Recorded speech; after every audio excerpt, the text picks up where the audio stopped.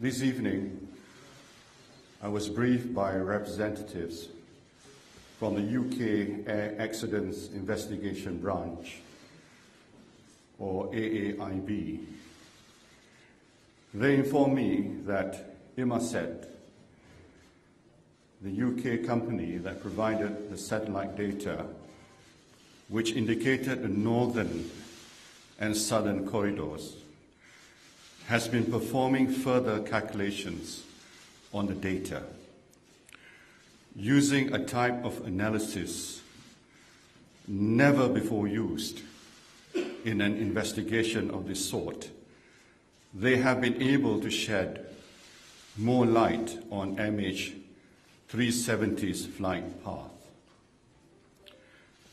Based on their new analysis, Inmarsat and the AAIB have concluded that MH370 flew along the southern corridor and that its last position was in the middle of the Indian Ocean, west of Perth. This is a remote location, far from any possible landing sites. It is therefore with deep sadness and regret that I must inform you that according to this new data, flight MH370 ended in the southern Indian Ocean.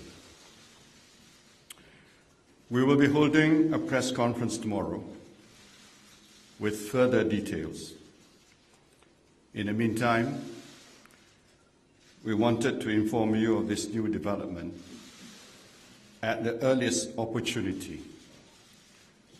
We share this information out of a commitment to openness and respect for the families, two principles which have guided this investigation.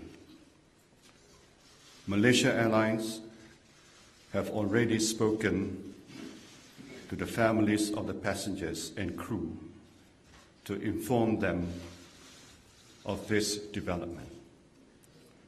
For them, the past few weeks have been heartbreaking. I know this news must be harder still. I urge the media to respect their privacy and allow them the space they need at this very difficult time.